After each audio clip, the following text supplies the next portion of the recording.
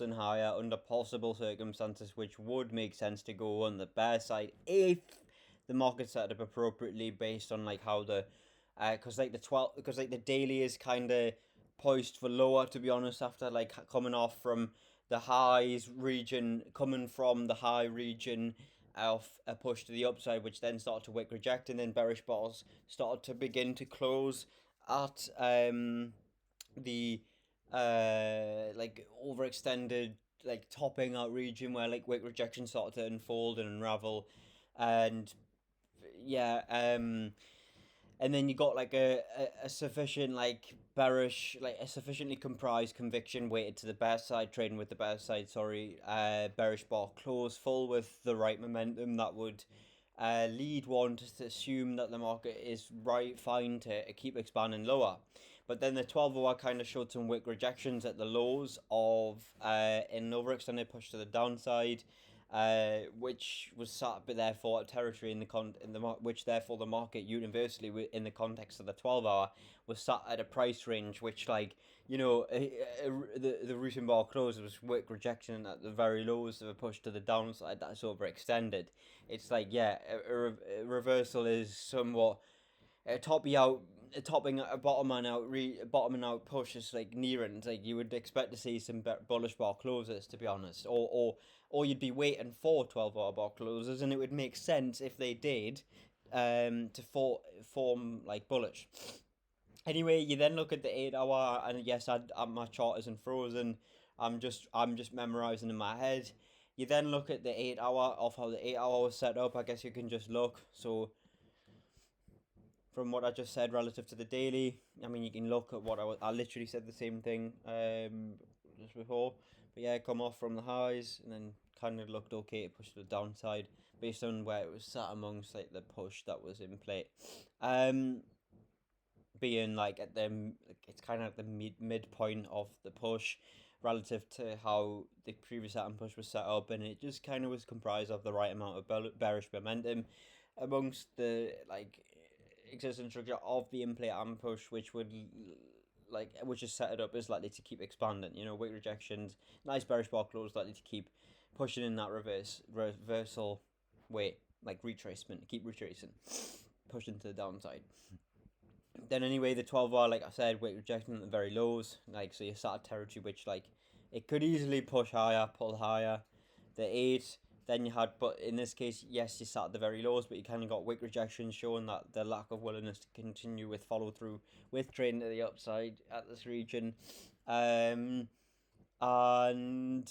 yeah, although you sat at the very lows of an overextended push to the downside, which kind of setup is done, and then this push and play is kind of just like not got bullish momentum back in it, off likely to keep pushing lower. You still have to remember and consider the fact that you sat at the lows of a push to the downside that setup is done basically.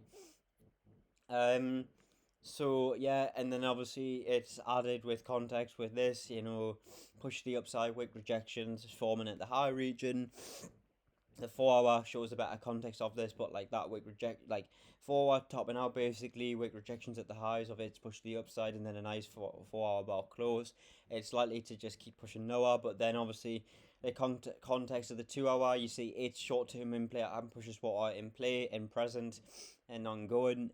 You see a wick rejection at the very lows of an overextend push to the downside, although it is still likely to continue pushing lower, like relative to what way you would want to see the market set up, like accordingly relative to the given day's bias, you would want to see a nice like, and then also you're also looking at the 1-hour too. Like, look at this wick rejection at the very lows of an overextended push to the downside. You want to see a nice retrace to about here, to the to the optimal trade region, and then look for a nice 1-hour close, and then look for a setup to get on board with that possible bearishness that is somewhat present in active at this region. But like, yeah, this bearish bar close to the upside or low, it does have wick rejections. You have to consider the contextual position of where the market is situated in the context of the 12-hour. You know, you sat at the very lows of an overextended push to the downside, wick rejecting at the lows, like nearing the case of or building the case of a reaction taking hold from this region is there. you got them wick rejections at the lows of an overextended push. It's likely that a reversal is going to follow suit soon, and you just sat at that region where like market participants are no longer really going to continue to trade to the downside, and it's likely that that bullish bar close are going to form until a reversal bar confirmation closes at this bottomed out region basically. So it's likely to just continue bottoming out. And so therefore you'd want to see a very nice 1 hour bar close, and you'd probably, in order to get on board with this, you'd probably want the bar to maybe close about here, so have that much of a wick rejection, and even then it would still be kind of iffy. And then obviously GU, that's just not constitutable. Just no way, because you have to also consider the fact of, like, for example, where the daily even too. Same thing, like the daily is at the lows of an overextend push down to weight rejecting at the lows, it's likely to push higher, reverse. But then if you go to the 8, you kind of got, like, you just sat at the bottomed out region really of a off the 12 hour, which is weight rejecting. But then you got short term pushes in play. You kind of got some bearish signs here, and then it gets built upon with this 7 hour structure sat at the topped out. Sat at the like highs of a push to the upside, which is like wick rejecting and forming as dojis, showing that there's not really much momentum there anymore, and basically a reversal is possibly near. And then obviously you then get context of like how how the push is likely to unfold relative to here, and then the context of the 7 pairing it all up together.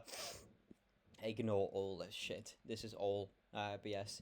But then, yeah, with this, you kind of see a push to the upside, and then wick rejection starting to form. Then bearish bar closes sat at the highs of an overextended push to the upside. That's wick rejecting at the highs, and then bearish bar closes forming, and then you get a nice reversal confirmation bar close.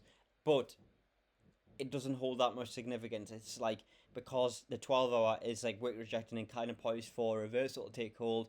The daily also too, with then the 12 hour set up the way it is, and then the 8 hour kind of, it's just sat at like in iffy territory overall, because in the context of how it's forming relative to the 12 and daily.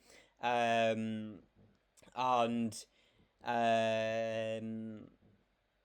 yeah, then the 7 hour, yeah, okay, it does possibly lead to someone. It does possibly lead to you being able to conclude, yeah, you could look for sells for European and morning trading session, because I mean, you got the market setting up like this relative to timeframes which encapsulate European and morning trading session, right?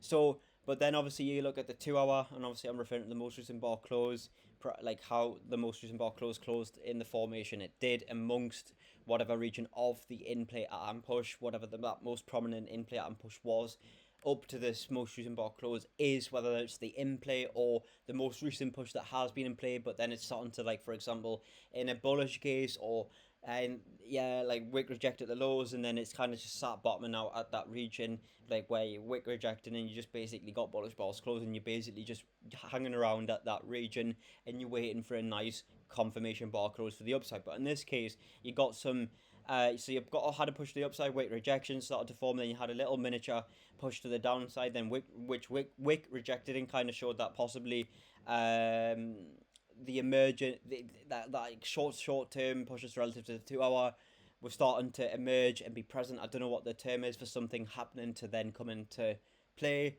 but yes, that was the case, and then it just started to kind of range about literally, and then kind of push to the upside formed, and then it started to top out with this push to the upside, and kind of signaled that, like, yeah, a reversal is probably nearing, meaning that you would wait for bearish bars to possibly close. That's what would likely occur from this point, and then it pushed to the downside. But in this case, it was kind of in one, where like it wick rejection at the highs of an overextended push to the upside relative to the past in play and push, of course.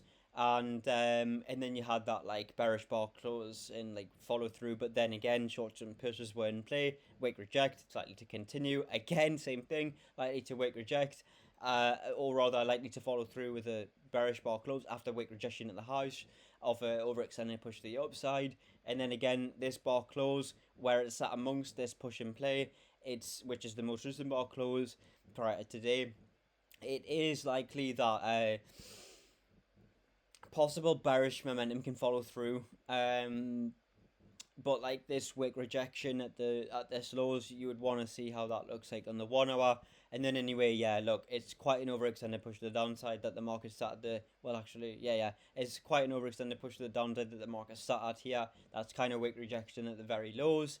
Possibly showing signs that like further wick rejections are going to unfold, and the push isn't going to push as strongly to the downside over the next few 1 hour time periods. So, and then you also have to consider the fact of like, for example, how the 12 hour setup, and which is big wick rejection at the lows of a short term push to the downside, likely to pull higher, and then the 8. Yeah, kind of just like topping out at the highs of a short term push to the upside, but then this wick rejection on top of where your market sat relative to 12 hour, it's really kind of iffy. But it would make sense to go for sells, and you also wouldn't want to push to this point in the context of the seeing the 4 hour push to here, because that's kind of what your move is kind of primarily based on. And then if the push to here relative to the 4 hour previous atom pushes in play, the market could begin to wick reject in also a region where the 12 hour is wick rejecting that, and the intent is no longer really there to trade on the sell side of the market here any longer, and it's just, it's wick rejecting at the lows or push to the downside. It's likely to just fuck around, basically range around at that region until like some signs start to unfold which suggest a reversal, or simply a reversal to take hold. But yeah, anyway, as a here, you'd look for a nice 1 hour bar close at the appropriate fib pull, which obviously in this case you had to drag accordingly to here and then to here, and you didn't get that at all. No way. This is not a sufficient bar close. Which you would want to see a very nice 1 hour bar close in this region because of how all the other time frames were set up. But if you did get that, like for example, if for example as a here you pushed higher and then you got like a nice 1 hour bar close, it would make sense to look for sells, because I mean, like, you were basing the sells on an intra-session liquidity sweep, right? So like, and it's not that much of a move. Like for example, if that is what happened and it pushed here, and then you had a nice 1 hour bar close which maybe spanned above Asia high, and then this was the high at hand somewhere about here. This is just price action to the left, so you'd keep going to the left, and then you look at a key zone. What do you know? You got a nice key zone about. You would have your stop at about there, and then you might be entering about somewhere here, and then you got here, and then obviously you got a playable range to play, and then the market could easily push here, and then like over the next 12 hour time periods, it could then take hold with regard to what direction set to take hold relative to how the most recent bar closes are forming the way they are amongst the region of the push what's in play, or like which is the most prominent push that's in play up to now, being the in-play push relative to the 12 hour, which is wick rejecting at the very lows and likely to follow suit with some sort of push to the upside. So yeah, that's today done. Yeah, nothing much more to that. So yeah.